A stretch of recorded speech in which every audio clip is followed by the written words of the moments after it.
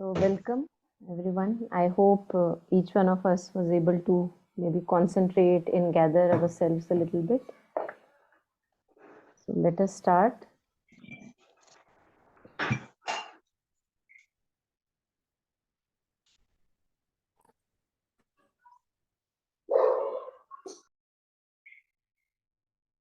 Okay. So, last time we were on page 48, integral healing. 48, we were discussing, going through all these beautiful lines. So, maybe today we can directly start. I think we had touched upon this passage fully. Although, if we read again, there'll be more things that will come up, and maybe we can have more reflections even. But we'll go on to page number 49 today, integral healing. So would anyone want to read it out aloud for all of us? Maybe the first bit.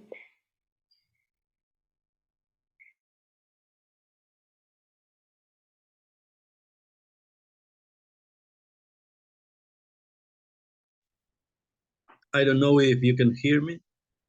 Yes, we can. Okay, I read it.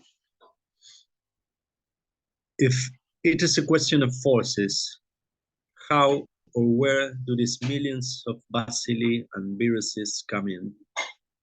Has each force a definite bacillus as its agent?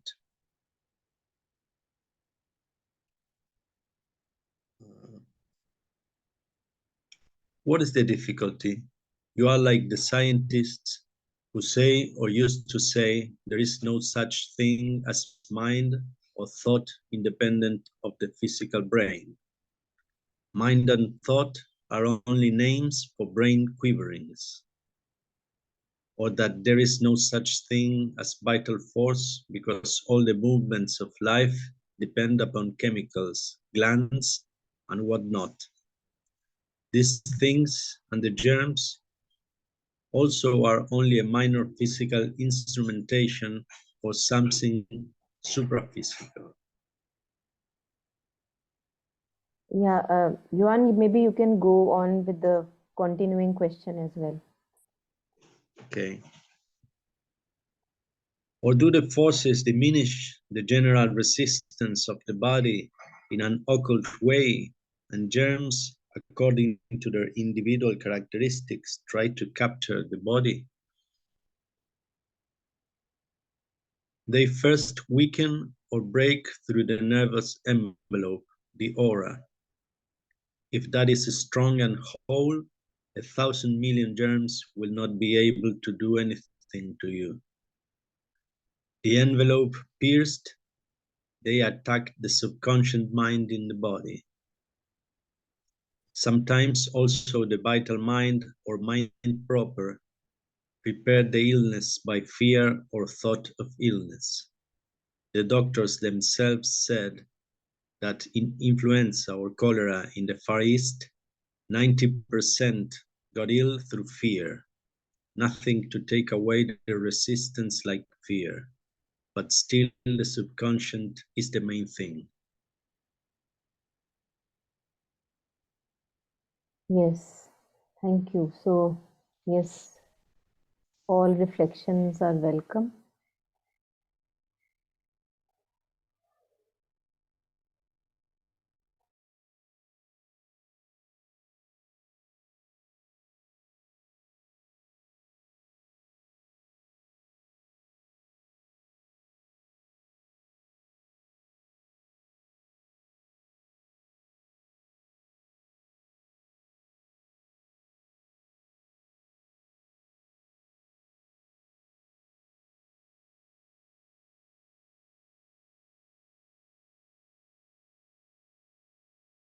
So the first half is a little, I would say, on the complicated side to understand, but let us maybe venture into it a little bit. So Mother is saying, what's the difficulty? Why don't you understand? You know, that there are other things than what just appears physical, right? So here we can use what in physics or quantum physics now we try to,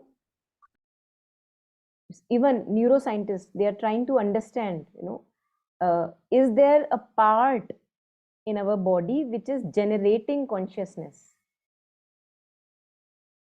or they were trying in Luzerne, at the border of France and uh, Switzerland, they were trying to, in Geneva, I guess, they were trying to find out God's particle. And they've created like a huge tunnel there, lots of experiments happening. And the idea is that one day we will be able to find the particle which is producing consciousness. So that's what I think my mind goes when I read this by the mother, that you are like the scientists who say or used to say that there is no such thing as mind or thought. Why? Because you think that independent of the physical brain. So I think that whatever is being generated, it is generated from the mind, from the brain, the physical brain. And without the physical brain, there is no existence. Just because we are not aware of it, just because we can't touch it, feel it, sense it with the gross physical sense, it means it does not exist. So even if there is consciousness, it is being generated from a part in my body. And one day I will be able to find that part which generates consciousness. It is actually foolishness. And it is not me who is thinking like that. There are several spiritualists and masters, yogis. Like, it is impossible. It's consciousness which collects itself, condenses itself, and becomes a particle. It's not the particle giving rise to consciousness. So it's researched. It's not the first time that I am sharing this. And or that there is no such thing as vital force, because all the movements of life depend upon chemicals. So again, when we approach this issue from the matter part, from the physical matter, then I want to say that no, matter is the first one. Like, who came first, the hen or the egg? So I am saying the matter is the first one, rest everything is after matter. And or that there is no such thing as vital force, because you can't see vital forces, right? Usually we can't see, we are not aware of vital forces, because all the movements of life depend upon chemicals, glands, and whatnot. So whatever one can uh, sense with the instruments so far that we have. So just because the instrument that I have is not able to be sensitive enough, it doesn't mean that the vital force is not there, or consciousness or thought does not exist without the brain, right? These things and germs also are only a minor physical instrumentation for something supra-physical, beyond the physical. So mother is saying that these things like bacillus or viruses, germ causing, disease causing bacteria and germs, they are just minor physical instrumentation for something which is supra physical. So we can understand it like this. I'll just share my reflection, and then of course please share whatever you have to. So like, we have it's like something like a cloud. Imagine, something subtle, even subtler than the cloud. First, that subtleness condenses itself and becomes the cloud. Then it condenses further and it becomes a drop. So like that, consciousness or whatever forces and consciousness, they condense, and they become solid and they appear solid. Although when we go even deeper to from the matter side, we will see that they are not solid. And that's what people in quantum physics, that's what we are discovering, that an atom from outside may appear very solid, like tha tha, as if you can knock at it, but when you go deeper, you see, oh, it sometimes acts as a particle, but sometimes like a wave. The subatomic particle. So what is going on? What is going on? So even if we approach it from the matter side, since truth is only one, ultimately we will discover that one only. But we have to be convinced. So that's why all these experiments and everything is necessary for us and scientists, all of researchers to be convinced that yes, that this is true. So this is what was coming to me when I read these lines. So yeah, please, more reflection. And this is just like my little perspective on it, and I don't claim to have much knowledge, but this was resonating because this resonates with quantum physics also, what mother was sharing. Yes, please, any reflections, anything?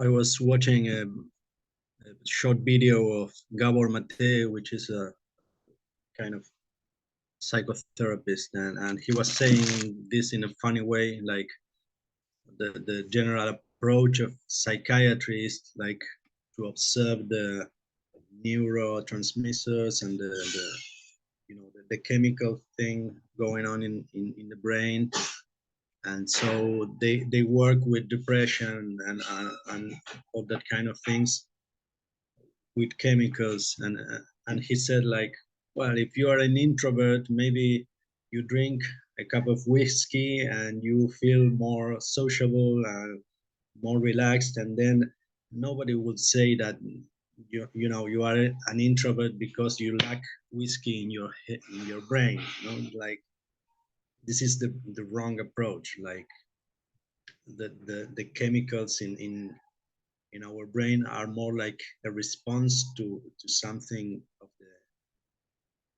of our dynamic interiors, what the sense we have of life, and we should understand this in a more complex and unitive way.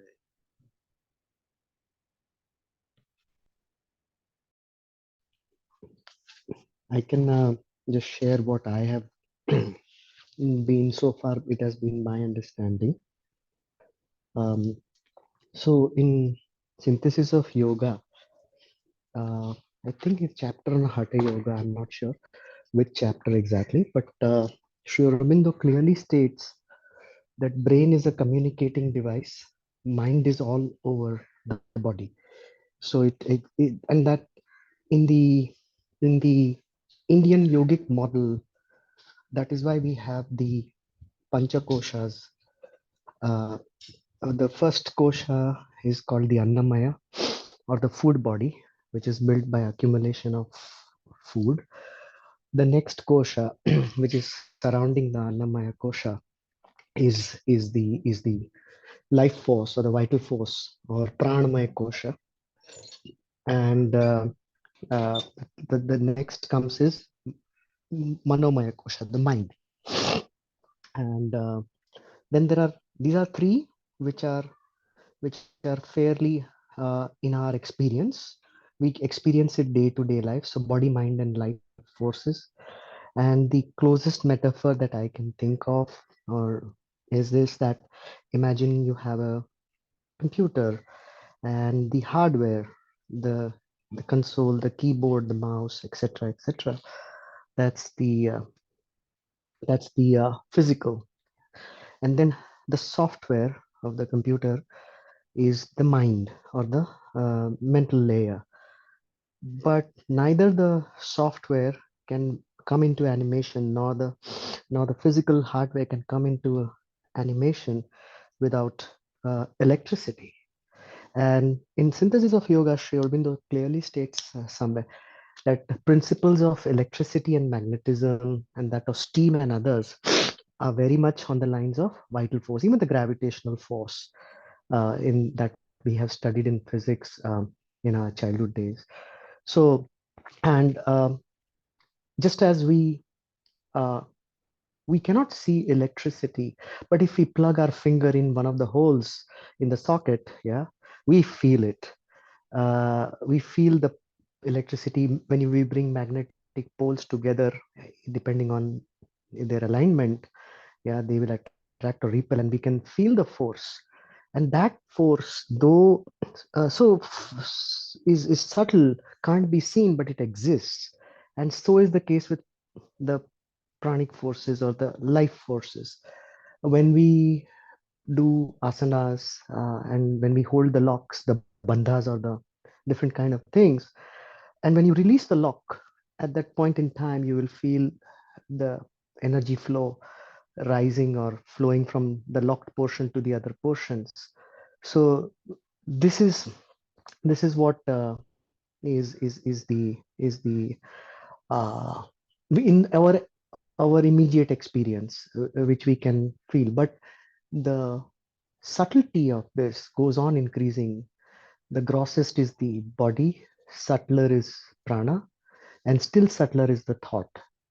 So that's the gradation.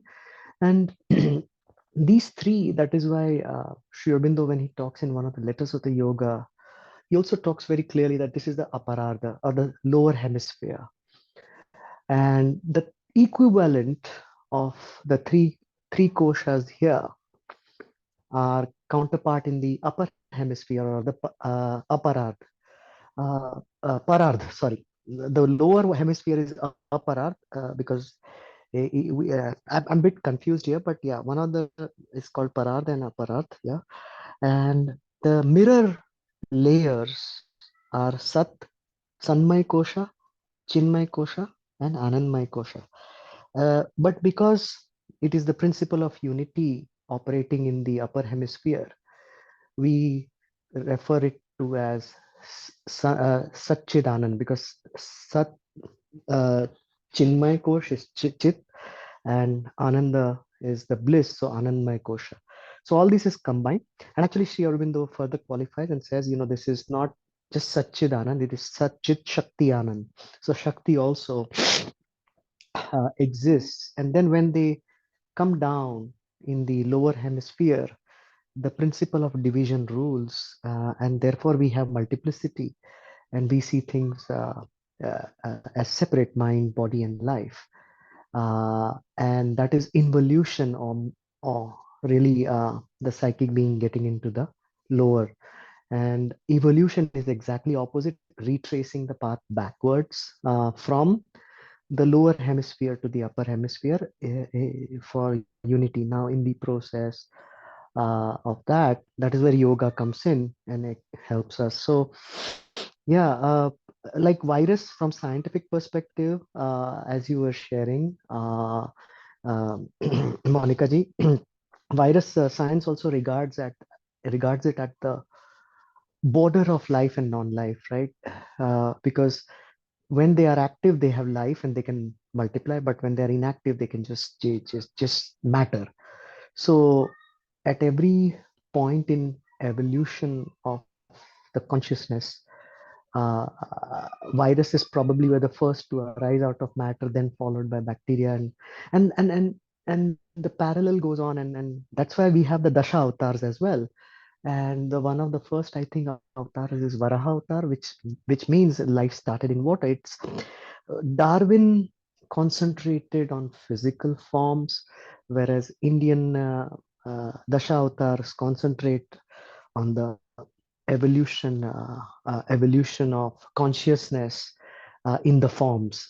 So both, so that, yeah, the long answer and the short answer to this is, yeah, this I can relate to it, because everything has a physical is just a communicating thing, or communicating in the sense transmission, helps in transmission of that consciousness. That doesn't mean if brain is impaired, or if anything happens to matter, the transmission may be ineffective, but the consciousness still exists, and it will start working through a different mode, through a different device. Yeah. So that's my view. So I completely agree with what's written here. I mean, not agree, but this is what I understand, and I can relate to what the mother is saying here. Yeah.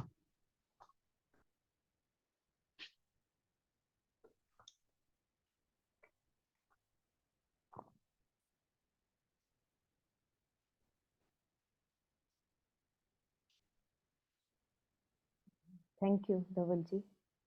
So anybody else on the first question and the response that we read from the mother?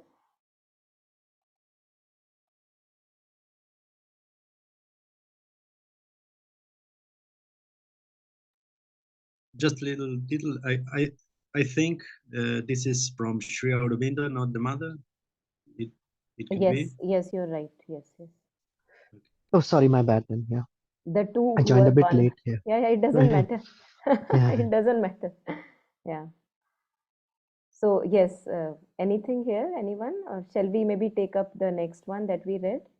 Or do the forces diminish general resistance of the body in an occult way, and germs, according to their individual characteristics, try to capture the body? So Sri Aurobindo is talking about how it happens. They first weaken or break the nervous envelope. So we had touched upon earlier the nervous envelope and how we can pierce holes through it, how we can weaken it by wrong thoughts, wrong suggestions, ill will, and how we can empower our nervous envelope, keep it solid by always, united with trying as best, again, trying to be united in as much relative degree as possible with the divine consciousness, with our true consciousness, and rejecting all that is wrong and false. So by that we empower. Faith empowers the nervous envelope. And Mother earlier was mentioning that how in the middle of really contagious diseases, how many people, because of the strength of nervous envelope, they don't get that illness, while others may get. And many a times somebody has gotten some disease and illness, and we are just thinking about it and maybe curious about it, and like that we invite at times to us that kind of illness. So yeah, it's very subtle, and if we are not conscious, we can immediately take the slippery slope and downhill, starts the process. Even then, Mother had shared earlier that we had read that even later, when you begin to feel a little bit feverish or maybe a little bit sick, something is coming there also. At that level, if we keep invoking Mother's force, divine's force, that also saves, protects, and the illness passes very quickly. Like what could have taken 15 days took only 5 days, 3 days. So that's a big step in our growth. So at any point, such compassion of the divine, that even if we slip in the first moment, second moment, third moment, we can come back to our true consciousness wherever we wake up, and then reduce further the downfall that may happen. So this we had touched upon earlier. So they first weaken or break through the nervous envelope, the aura. If that is strong and whole, this about this aura thing, I read somewhere in another compilation where Sri Aurobindo was referring to this also as that each person carries its own aura. We all have experience of this, that sometimes we meet somebody and suddenly we feel a lot of delight and bliss. We don't know why, you know and that is because of the thoughts that person carries, the feelings that person carries. So as if what Dhavalji was sharing earlier, like different koshas are there, like that we also carry a little bit energetic, that body, and people are sensitive to it. They can get in touch. Many people we want to, maybe we just interact with, we want to get repulsed from. It happens, we don't like, somehow that energy is not resonating. So that's because of that aura thing, that environmental consciousness that we carry around her. So Sri Aurobindo had pointed at this and said that as if it's my personal environment that I carry, and that can be really beautiful. Who says that if all kind of evil is present in the earth or wherever, my environment can't be beautiful? Because that's the little baby step I start with, that at least this water which I am so close to, can that be pure? And that not only solidifies and gives me faith, but also benefits whoever we get in touch with. So that is the little baby step which all of us, I'm sure we are all working on it, but we can cultivate, having strong faith, unshakable faith in the divine. When we sense negative thoughts, we transmute into positivity, affirm that yes, Mother is taking care of everything, all is well. I may not understand, but I know all is going to be well. So things like this, we strengthen that environmental consciousness around us, which can be sensed, as a vibe of that person. So yes. Yeah, this aura, I was just talking about this first line. If that is strong and whole, 1,000 million germs, look at this, the power.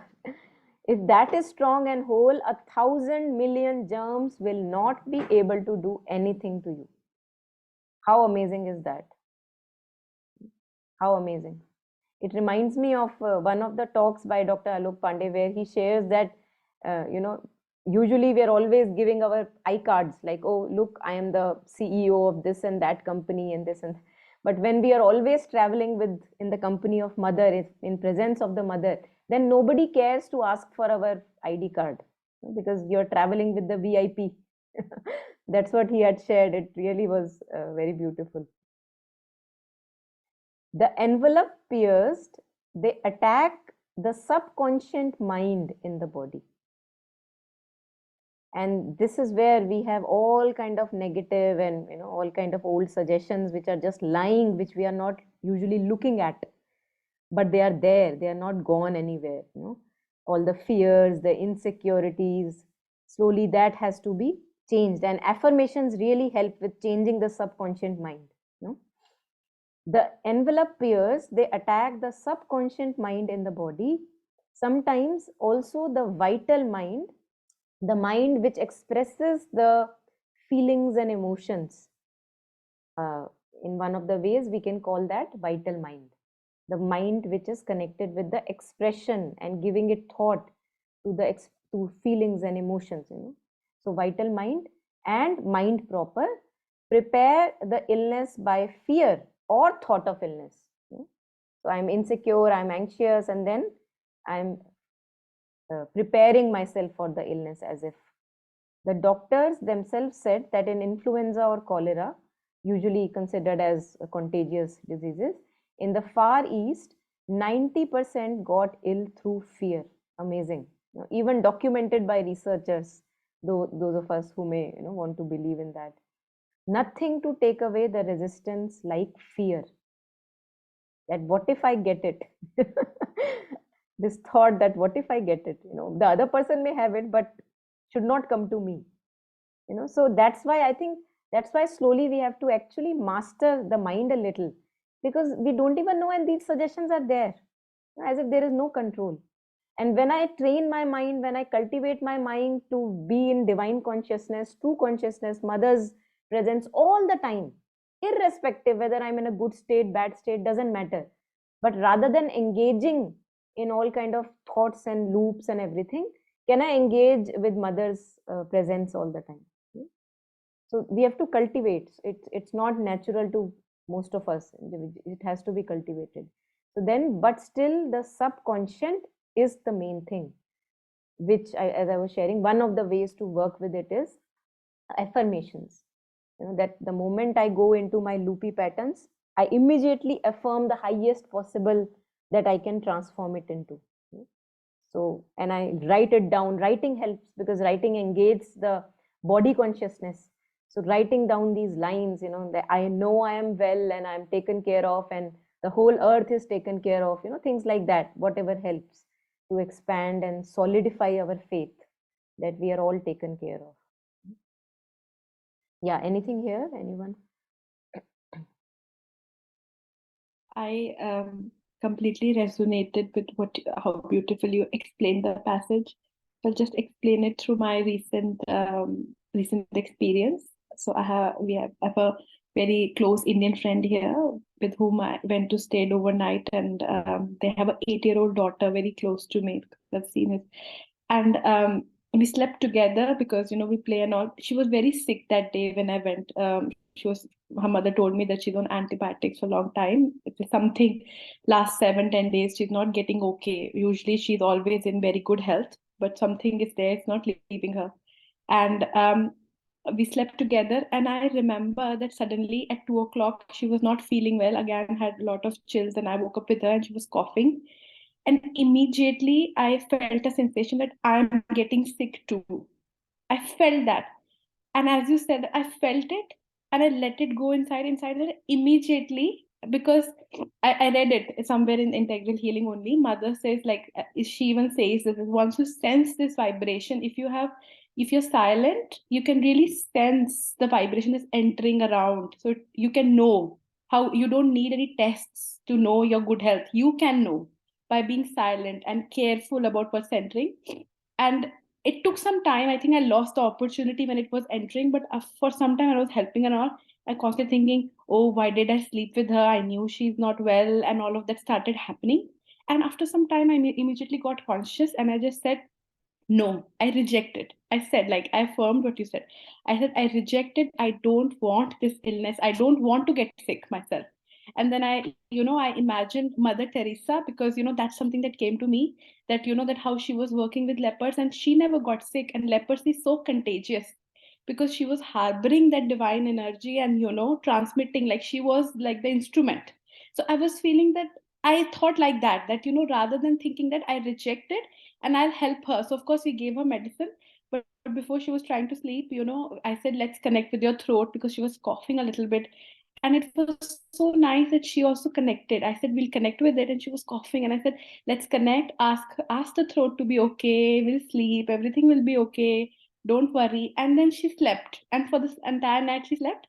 And she was okay. I mean, for 2, 3 days, again, she got a little bit unwell, but next whole day, she was okay. So that was really good. And even with myself, when I came back, I still have runny nose, but usually I get cough and I got fever. So I just got away with what you said, just a runny nose. And I just thanked the mother. And, like usually I take Dicot or something, but I didn't take. I said, no, I'll just rely on the mother. At least for this small illness, we can rely on the divine to take care. Don't want any medicine. So it was actually a test, a litmus test that I had a few weeks ago. So I shared. Beautiful. Yeah, that's a very empowering example. But I will catch up with your line, the last line, that at least for this small illness, we can trust the divine. We can, for everything big, also trust the divine. Yeah, I mean, not to take medicine, because, Yeah, for yeah. everything, we are in a habit of taking medicine. Yes, Of yes. course, if something major, a big pain or Yeah, something, you have to take medicine. But yeah. at least if it's not something so major, why do I have to keep taking Yeah, medicine? Not absolutely. that big. I'm totally with you, but just Yeah, that much, yes, totally with you. And that's where we start with, when we are cultivating anything like this faith in the divine and grace and stillness, as you were sharing. So I start with small, small spheres where I can, what you were sharing. Yes, totally with you. Yeah, thank you for sharing. Yes. Yeah, anyone else? Anything here?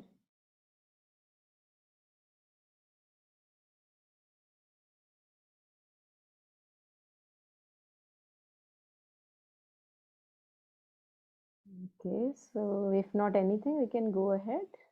Again on contagious diseases. So if anyone would like to read this, please go ahead.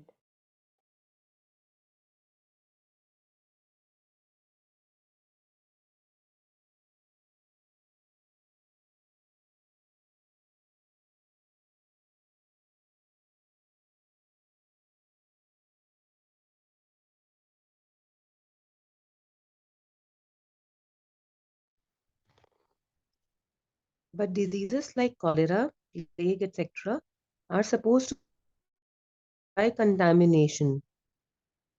If if the contrary force is strong in the body, one can move in the of plague and cholera and never get contaminated.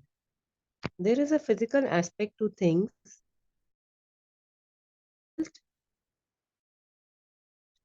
One need not get in the way of the other.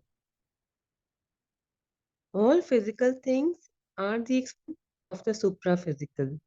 The existence of a body with physical movements and processes does not, as the 19th century vainly imagined, disprove the existence of a soul which uses the body by it. Laws of nature do not disprove the existence of God. The fact of a material world does not disprove the existence of less material worlds which certain subtler instruments can show to us.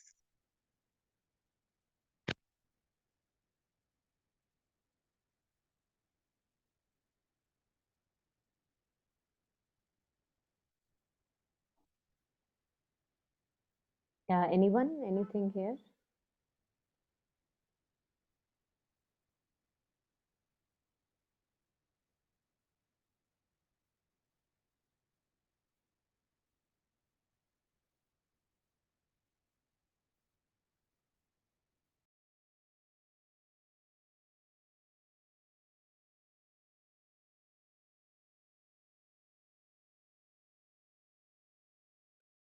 There is a Kabir couplet that I am remembering here, the first two lines of the response.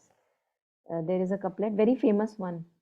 I think it may be even Rahim's, so pardon me if I don't know the exact name, but the source is one, and the couplet goes like this: Chah gayi, chinta miti, manwa beparwa, जिनको कछु नहीं चाहिए वो Shahn के Shah. And that's what the first line says to me, that roaming around like a king who has no personal willings and desires and expectations and demands, and when one roams around like a divine servant, or a slave to the divine, knowing that how long the divine wants us to be here physically, yes, we will be there, and if not, I am happy to be taken away, and to have that much of confidence and strength in that divine solidity, to be roaming around like a king. And we can only roam around like a king when we don't have any these ties and glitters that attract us all the time. The only thing that one wants is to always serve the divine in whatever little way one can. But then the divine keeps us, takes us away, then it is up to the divine.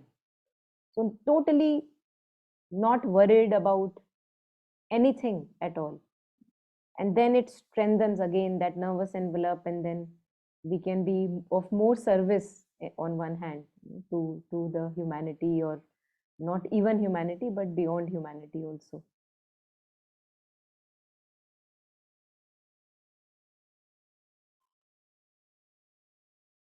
Yeah, anything anyone wants to add on, share here? Anything that is coming to you? Yeah, on similar note, even in Savitri, there is this line that, thy servitudes on earth are greater, King, than all the glorious liberties of heaven. Yeah, so very similar to.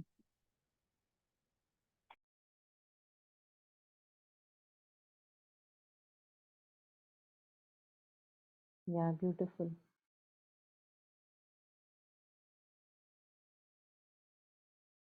And today we were just reflecting upon Sri Aurobindo's few lines of this poem. Some of us may know. It's called Who. The poem name is Who.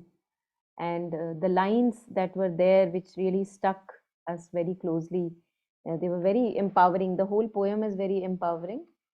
It says, again talking about who is God, who is Krishna, it says, the master of man and his infinite lover, he is close to our hearts. Had we vision to see, but we are so busy with something else. And then he shares what that thing is.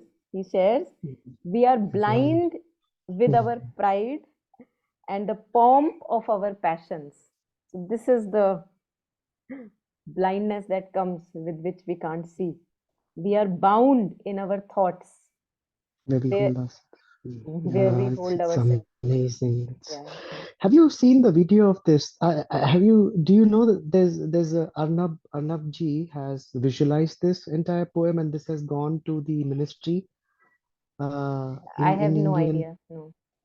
So if you Google for these lines are so touching. I mean, the entire thing is space imagery from NASA. Let me see if I can find and share it here. Yeah, it's a very beautiful. Maybe I can play it here. Yeah, you can also, if maybe you get it later, you can put it on the WhatsApp group also. Yeah. I'll do that. Huh? No problem. Thank you. Yeah, anything more? Anyone here? So again, reminding us that please don't block. That's what we are doing in every session to our own self. Please get away from the way, get away from the way. So not to become our own block. That is to say, and to be away from that curtain that we from time to time keep creating. So what blinds us and what keeps us away from this source and fountain head within us is we are blind with our pride and pomp of our passions. We are bound in our thoughts where we hold ourselves free. we think that we have freedom to choose. Look, shall I take the strawberry jam or the orange jam? But I don't see that I have no choice. I have to eat the jam. There is no choice. Actually, I'm bound. So, yeah, good to see that. Yeah, Monica ji, I have Okay, pasted this. great, great. If you,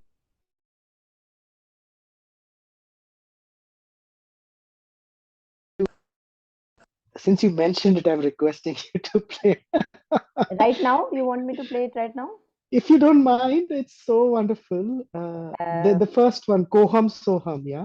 Okay, I think I'll share it on the group because then it'll, Sure, I sure. know that it'll just take it into, of course, awesome, but it'll take us into a different dimension. Yeah, So yeah, yeah. I'll share it. I'll share it on the group. And please, if you can, you please put it on the, I'll do it right away. I'll do it right please do away on that. the group. Thank Yeah, you. yeah. Thank you so much for sharing.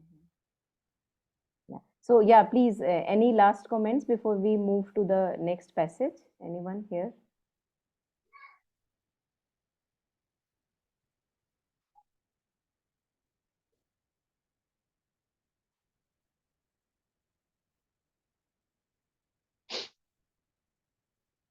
Just the sharing. Yeah.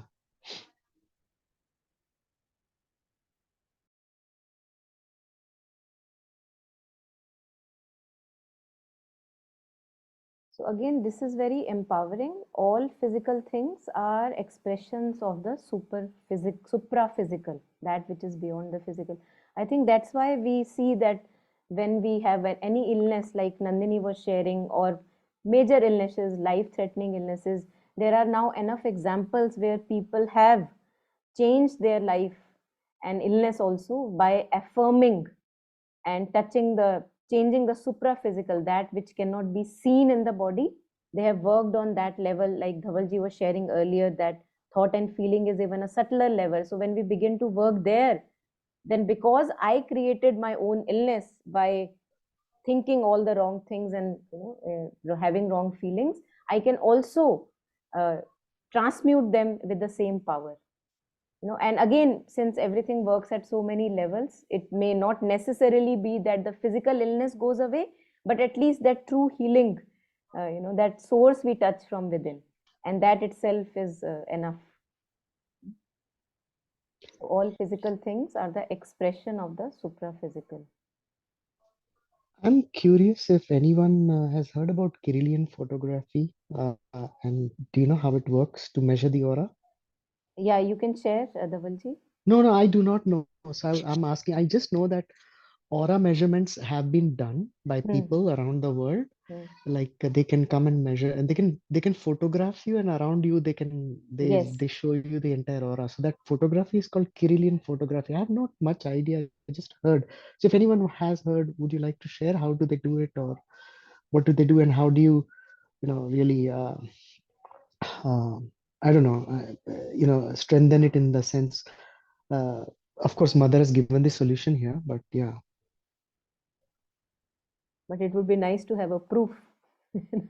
No, I mean, just like the God, the God No, particles I'm that. saying that it's nice to have a proof, that mother तो कह रही है ठीक है, but देखे तो सही काम, मतलब मशीन पकड़ रही है कि नहीं.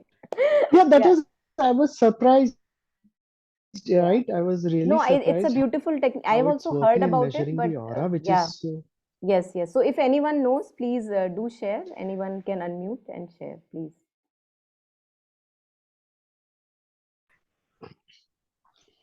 Yes, Chetna here. So, yes, Bhaiya, I have seen it. It's quite common these days. I mean, with a lot of the metaphysical healers and stuff like that, there's a particular camera that is there. It's quite easy. You have to wear white or skin color clothes, and they against a wall, and yeah, the entire aura and all the chakras, meridians, everything can be seen in it. Uh, to to the person being photographed, the experience is like a normal photograph only. It's when the camera lens sees it and the report comes out that you see the different meridians and the chakras and where the problem is, or where the good parts are also. Also the specific lights can be seen, like the uh, I mean, if there is a greener part in the aura or any of the chakras, like all the colors can also be seen. But my experience is, I mean, regarding the solution, they don't really, I mean, the camera won't give you a solution. They just photograph it so you know that, okay, this is the problem or this is the good point. But you will realize I mean, almost really knew it at some part of the being. And the tough part is it still doesn't give you the solution. Maximum, they will tell you an affirmation, which also depends on how good the person is, how connected the person is. Usually it's a mental affirmation. So yeah, I mean, that's So it's more like a sonography or a CT scan report. That's all pretty much, yeah? yes, yes. Thank you so much, Chetna. I like how you took it Thank you, yeah. towards that it doesn't give us a solution. And Mother is giving us a solution, maybe not a picture, bright colored. Very Yeah, true. but No, we no, have no. our own glitters. Yeah, Yeah, yeah. but thank you for sharing. Yes, thank you for Yeah, asking. thank you. Yeah, thank you so much because it just helps to broaden at least my understanding. Yeah, thanks. Yeah.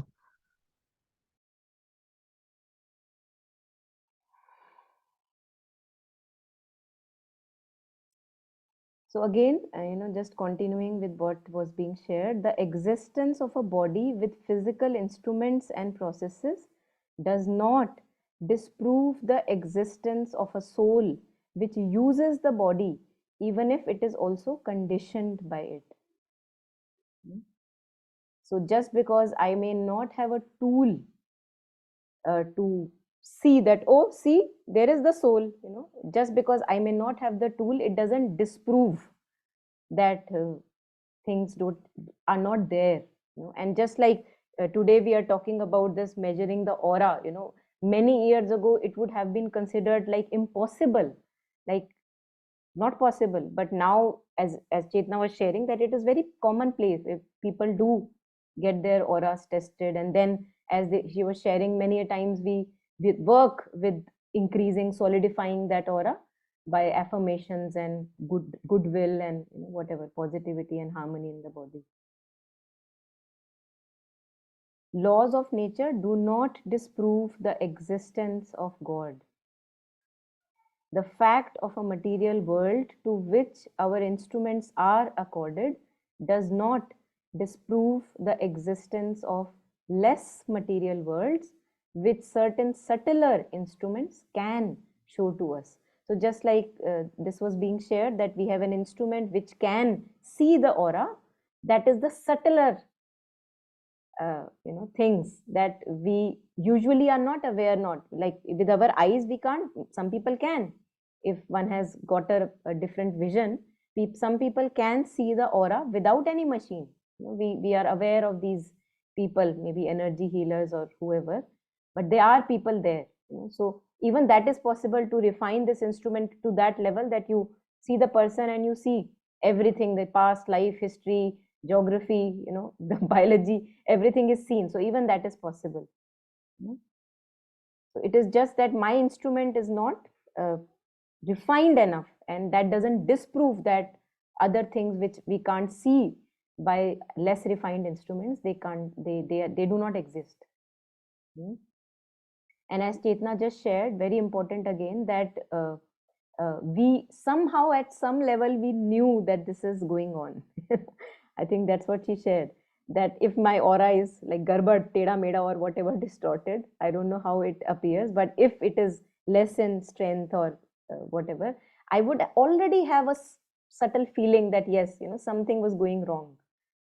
It's just that we don't usually care to admit it or look at it. Yeah, so any last comments here, anyone?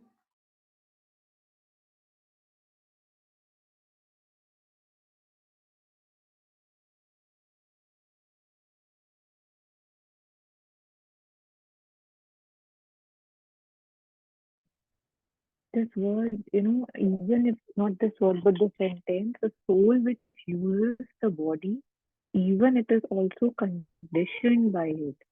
So it's kind of, again, when you were reading that uh, poem where it said that, we are lost in our thoughts or something like this, and we call that freedom. So I think even like, and again, what Chetna was sharing about the camera, like we know, yet we are blind to it. And when we see something or some proof of it, some thought that we don't even usually acknowledge. So as in everything is right there, but I am absent to its presence even. So when I know, okay, yes, I am conditioned, or when I know that, yes, I am blinded, okay, I don't think I do it, okay, let me now observe in my day. If I do it and then you see it, like it's as if, like, the veil is lifted just by my wanting to see it. So again, that sentence was very powerful about that, how we think the freedom is there and how there is not an ounce maybe of real freedom. And then the choices, like, one was sharing is just strawberry jam or blueberry jam. And I feel empowered. Let's see, I can choose this, choose that. It also reminds me of, one thing that was shared in the group about which chair to buy or to buy a chair or not, a dining table, right? Where it was said that when I'm lost in these questions, I kind of am blinded to the real questions or the real choices that one must take. I mean, seems small, but I think there's a very huge revelation there of how I can just see more, be more, know more if I'm more, I don't know, just wanting to know and am more present to it. Thank you.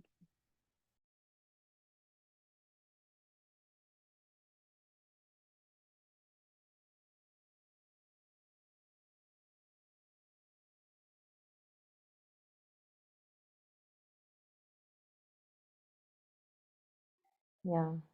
And how the example that you were sharing, that how little things become so huge in our day-to-day life, like, oh my god, oh my god, oh my god, like example of that table, for example, the confusion about that table. And at one place, again, in one of the talks only, I may have heard, or maybe directly read, I can't remember, where it is recorded that somebody asked the mother about some some sketches or paintings, I think she may have done, and they wanted to like reclaim it, maybe Louvre, from Louvre, like, okay, shall we get it, and be come here in the ashram. And mother said that there is no need, and the way she responded was, my child, will live in eternity. So how does it matter whether it's there, here, everywhere, with me, not with me? And I think that really expands our vision, and from my little problem on which I am focusing right now, and that has become too big, and suddenly we are like, oh my god, I am living in eternity, it doesn't matter here or there. So it really helps, relieves us of that knot that sometimes and time to time builds up. Monica ji, that Huh. shift is the hardest, and actually, to be honest, It is, yeah. to in the midst of the problem, to shift thinking or the mind to turn is the training, is requires a lot of training. Yeah. No, sorry, I just thought that was one thing which I have observed. Yeah, it is. I have no doubt about you sharing that it is difficult, and all of us can vouch for it. And that's why we are here, repeating every day similar sessions, and trying to regain some strength and, some infinity again and again, because we do get absorbed in that, uh, those slippery slopes again and again. Yeah, it is difficult. And even if we look at the other half, that even otherwise, if we don't do what we are doing, like reading these words, reflecting, trying to shift what you were sharing, even otherwise life is difficult. So True. which Yeah. difficulty to choose? Yeah. I always personally feel, and I think I say it to the mother often, that life is so difficult. I think yoga is very easy if one starts to know how to do it. like not even yoga, but just loving the mother. Like I think yoga is a big word, but just once we learn, I think to make her our companion, life definitely becomes beautiful. Otherwise, life is so hard. Too much expectations, demands, repetitive crying, vital exchange and all of that. I feel, oh my God, it is so difficult to do all of that. So I mean, I personally feel, oh, it is so easy to be with a mother. Everything becomes so simple because, like, I would say, you do it. Like literally, what is more easy than asking the mother, okay, you take my hand, you do it for me. And then if I don't, if my vital is so heavy that it still questions, soothe me like a child, like sing me lullaby. And that's it. Like, you don't even have to do anything. I remember when while packing and all, with my mother, I went on a solo trip and I had to do everything, because it was a different land. She couldn't speak English. It was so hard. I got so exhausted. I felt I wish there was somebody who could pack, who could do everything. And that thing stayed with me that when we try to do too many things by ourselves, it is very hard, even though we take pleasure in it. But if somebody else is doing it, no matter how much we are born of that children of individuality, it is good if somebody who is our mother, the divine mother, does it. It is easy. It is very easy. I just feel it. Beautiful. Yes. Yes. But many a times we have our own wants. So we choose, actually, we don't realize that we choose. We think that I'm not choosing. That is what my life is. But we are all the time choosing the difficult one, because we have promises there, something I will get from there. We are not able to leave.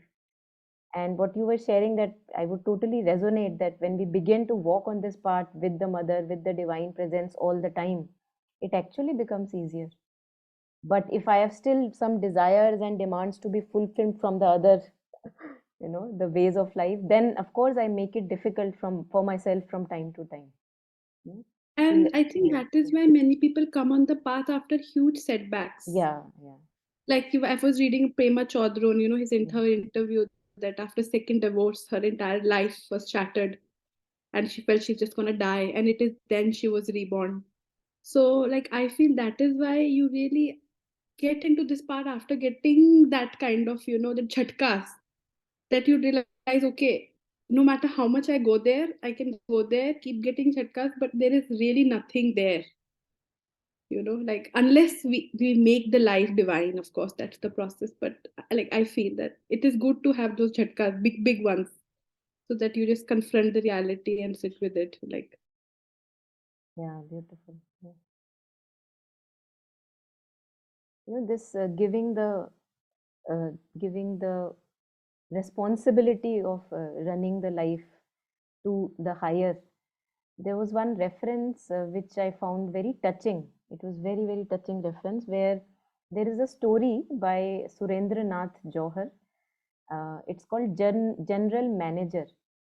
And in that story, he shares that how he wanted to meet Mr. Henry Ford, because at times the motor vehicles were not existing, and suddenly he sees a motor on the road and he says that, who is the person making this? How is this possible? I want to meet that person.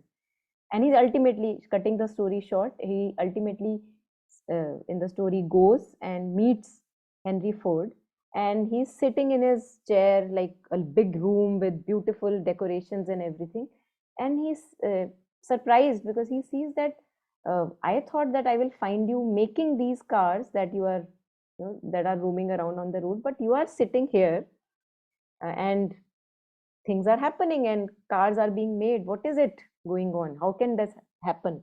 So he shares, I don't know where it is, maybe not right away with me, but he shares that I have, because I have given everything to my general manager.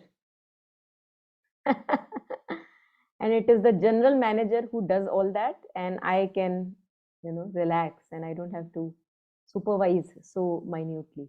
And he's referring to the divine, the higher power. And Mr. Surendranath Johar then said that after that incident, he was 17 or 16-year-old. He said that I also delegated all my responsibilities to the general manager.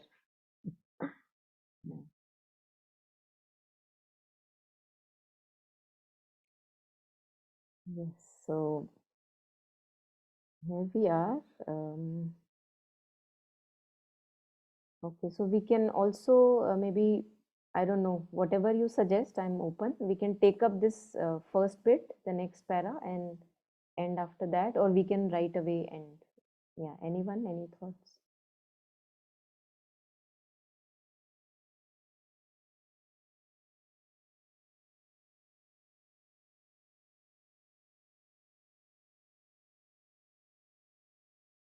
Okay, so I'm assuming maybe we want to end here. That's why nobody is speaking. So we can end here. I think we have good material for reflection and contemplation. Yeah, anything, any last comments, anyone?